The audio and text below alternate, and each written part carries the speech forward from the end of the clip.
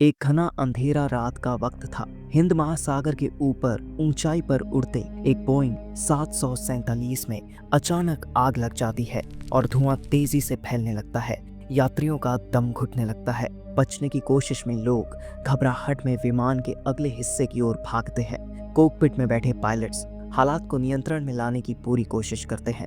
उन्हें जानकारी मिलती है कि समुद्र के बीच एक छोटा द्वीप मौजूद है जहां इमरजेंसी लैंडिंग की एकमात्र संभावना बची है। लेकिन समस्या ये थी कि वो द्वीप बहुत दूर था और विमान की स्थिति हर पल और भी गंभीर होती जा रही थी। अब सवाल ये था, क्या विमान उस द्वीप तक पहुंच पाएगा या फिर वह इसी उड़ान में जलकर खत्म हो जाएगा।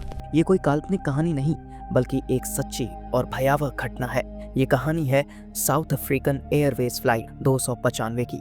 ये घटना दिल दहला देने वाली है और आप इसे जानकर हिल जाएंगे, इसलिए वीडियो को अंत तक जरूर देखिए।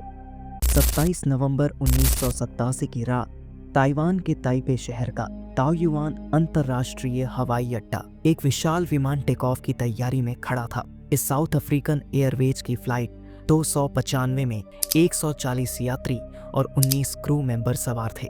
इस उड़ान को ताइपे से मॉरिशस होते हुए जोहान्सबर्ग दक्षिण अफ्रीका ले जाना था। एक लंबा सफर जिसमें मॉरिशस तक ही करीब 10 घंटे लगने वाले थे।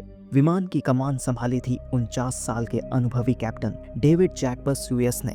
उनके साथ कॉकपिट में थे 37 वर्षीय फर्स्ट ऑफिसर डेविड एटवेल। दोनों ही अपनी जिम्मेदारी को बखूबी निभाने के लिए तैयार थे। रात के करीब 10:25 पर विमान ने आसमान की ओर उड़ान भरी। टेक ऑफ बिल्कुल सामान्य रहा। कुछ ही समय में यह अपने तयशुदा क्रूजिंग एल्टीट्यूड पर पहुंच गया। अंतर्राष्ट्रीय हवाई रूट्स का पालन करते हुए यह हांगकांग, बैंकॉक और कुआलालंपुर के ऊपर से गुजरता हुआ अपने लक्ष्य की ओर बढ़ता गया। टेक ऑफ के करीब 1.5 घंटे बाद फ्लाइट 295 के पायलट्स ने जोहान्सबर्ग में मौजूद साउथ अफ्रीकन एयरवेज के रेडियो स्टेशन से संपर्क किया। उन्होंने फ्लाइट की स्थिति और रूटीन रिपोर्ट दी।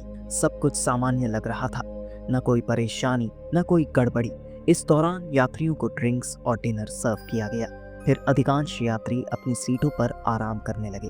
क्रू मेंबर्स ने भी खाना खाया, लेकिन तभी डिनर के दौरान ही कॉकपिट के रिकॉर्डर से पता चलता है कि पहली बार कुछ अजीब महसूस हुआ। फ्लाइट इंजीनियर ने सबसे पहले नोटिस किया कि कार्गो सेक्शन में जो यात्रियों की सीटों के ठीक पीछे था, वहां आग लग गई थी।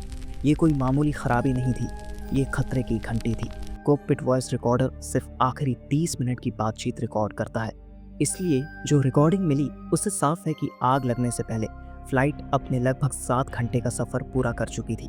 पायलट्स और मॉरिशस एयर ट्रैफिक कंट्रोल की बातचीत से भी इसकी पुष्टि होती है। पायलट्स ने मॉरिशस एटीसी को आग की जानकारी दी थी। अब सवाल उठता है, अगर आग डिनर के वक्त ही लग गई थी तो फिर फ्लाइट अपने आखिरी 30 मिनट तक कैसे पहुंच गई। आमतौर पर किसी विमान में अगर आग लग जाए तो वो चंद मिनटों में ही पूरे जहाज को अपनी चपेट में ले लेती है। ऐसे में ये समझना मुश्किल है कि वो विमान करीब 6 घंटे तक कैसे उड़ता रहा। सवाल यही है, आग टेक ऑफ के 1.5 घंटे बाद लगी थी या मॉरिशस पहुंचने से सिर्फ आधा घंटा पहले। ये रहस्य आज तक अनसुलझा है, लेकिन माना जाता है कि आग मॉरिशस से लगभग 30 मिनट पहले लगी थी। जैसे ही क्रू को आग का पता चला, वे हालात को काबू में करने की कोशिश में जुट गए, लेकिन इससे पहले कि वो कुछ कर पाते, आग विमान के इलेक्ट्रिकल सिस्टम तक फैल गई।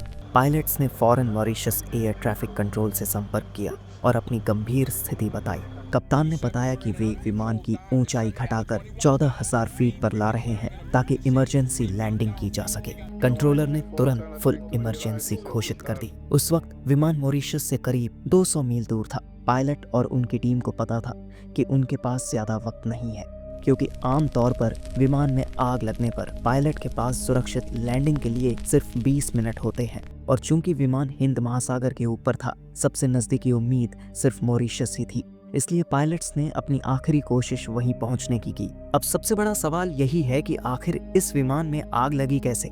इसका सही कारण आज तक सामने नहीं आ सका, मगर इसके पीछे एक शक जरूर किया जाता, और वो शक जाता है सीधे साउथ अफ्रीका की सरकार पर। क्यों? चलिए इसे समझते हैं। साल 1987 में साउथ अफ्रीका अपने पड़ोसी देश अंगोला से भीषण युद्ध में उलझा हुआ था। इस जंग के लिए साउथ अफ्रीकी सेना को बड़ी तादाद में हथियारों की जरूरत थी, लेकिन मुश्किल ये थी कि साउथ अफ्रीका पर उस समय आर्म्स एम्बार्गो यानी हथियारों के आयात पर अंतर्राष्ट्रीय प्रतिबंध लगा हुआ था।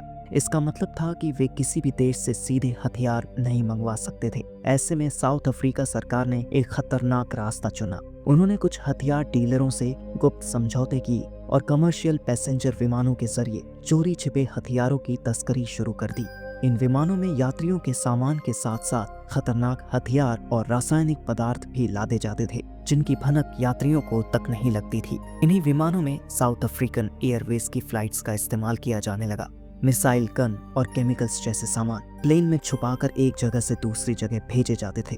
कहा जाता है कि फ्लाइट 295 में भी ऐसा ही खतरनाक कार्गो मौजूद था और उसी से आग लगने की शुरुआत हुई। ये सच कितना है कोई नहीं जानता, लेकिन इतना जरूर कहा जाता है कि सरकार और एयरलाइन के कई बड़े अधिकारी इस पूरे खेल में शामिल थे और नतीजा ये हुआ कि सैकड़ों मासूम जिंदगियां दांव पर लग गईं। अब अगर हम दोबारा इस दर्दनाक कहानी में लौटें तो कॉकपिट में बैठे पायलट आग पर काबू पाने की हर कोशिश कर रहे थे, लेकिन तभी एक चेतावनी अलार्म बज उठता है।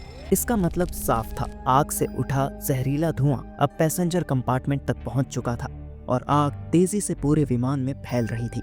जैसे ही पायलट्स विमान को नीचे लाने की कोशिश करते हैं, धुएं और गर्मी से परेशान यात्री आगे की ओर भागने लगते हैं। प्लेन के भीतर अफरा तफरी मच जाती है।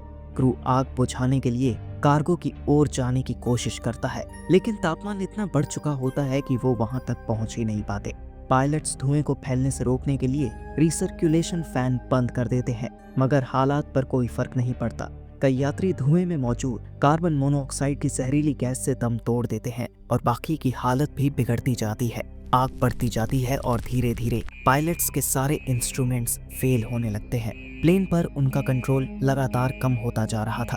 पायलट्स एक बार फिर मॉरिशस एयर ट्रैफिक कंट्रोल से संपर्क करते हैं, मगर वहां से भी कोई तत्काल मदद मुमकिन नहीं थी, क्योंकि विमान अब भी करीब 150 मील दूर था। समय तेजी से निकलता जा रहा था और हालात हाथ से फिसल रहे थे। तभी पायलट्स एक ऐसा कदम उठाते हैं जो शायद ही किसी ने पहले कभी देखा या सुना हो। दरअसल हालात इतने बिगड़ चुके थे कि पायलट्स ने फ्लाइट अटेंडेंट को आदेश दिया कि विमान का एक दरवाजा खोल दिया जाए ताकि जहरीले धुएं से कुछ राहत मिल सके। दरवाजा खुलते ही धुएं का एक हिस्सा बाहर निकल गया और कुछ पल के लिए यात्री थोड़ी राहत महसूस करने लगे, मगर आग पर इसका कोई असर नहीं पड़ा। आग ने विमान की बनावट को इतना कमजोर कर दिया था कि अब उसे संभालना मुश्किल होता जा रहा था। पायलट्स अपनी पूरी कोशिश करते रहे कि किसी तरह विमान को मॉरिशस एयरपोर्ट तक ले जाया जा सके, मगर चाहकर भी वे ऐसा नहीं कर पाए और आखिरकार सुबह 4:07 पर फ्लाइट 295 मॉरिशस से लगभग 100 मील दूर हिंद महासागर में 3 टुकड़ों में टूटकर गिरने लगता है। इस दर्दनाक हादसे में कोई भी यात्री या क्रू सदस्य जिंदा नहीं बच पाया। रेस्क्यू टीम मौके पर पहुंची और तुरंत जांच शुरू की गई, लेकिन आज इस भयानक हादसे को इतने साल गुजर जाने के बाद भी इसका सही कारण सामने नहीं आ सका है। हादसे के पीछे का सच आज भी एक रहस्य ही बना हुआ है। इस हादसे से जुड़े कई रहस्य आज भी लोगों के मन में सवाल खड़े करते हैं। ऐसा कहा जाता है कि इस हादसे की सच्चाई को साउथ अफ्रीकी सरकार ने खुद छुपाया। जब जांच शुरू हुई तो चौंकाने वाली बातें सामने आईं। पायलट्स और रेडियो स्टेशन के बीच का बातचीत का पूरा रिकॉर्ड गायब था। इतना ही नहीं, ताइपे एयरपोर्ट पर तैयार किया गया कार्गो मैनिफेस्ट भी लापता था। यानी यह कोई नहीं जान पाया कि उस प्लेन में आखिर लोड क्या किया गया था। इन सबूतों को मिटाने का शक सीधे साउथ अफ्रीकी सरकार पर गया, क्योंकि अगर यह साबित हो जाता कि फ्लाइट में आग उन हथियारों की वजह से लगी थी जिन्हें सरकार गैर कानूनी तरीके से पैसेंजर प्लेन में छुपा कर ले जा रही थी, तो दुनिया भर में साउथ अफ्रीका को कड़ी आलोचना और बायकॉट का सामना करना पड़ता। माना जाता है कि सरकार ने खुद को बचाने के लिए सच को छुपाया। हालांकि इस पर कोई ठोस सबूत कभी सामने नहीं आया और यह आरोप सिर्फ एक अंदेशा बनकर रह गया। तो आपको क्या लगता है, इस हादसे के पीछे कोई साजिश थी या यह सिर्फ एक दुखद दुर्घटना थी? अपनी राय कमेंट में बताएं और अगर ऐसी ही कहानियां पसंद हैं तो चैनल को सब्सक्राइब जरूर करें। धन्यवाद।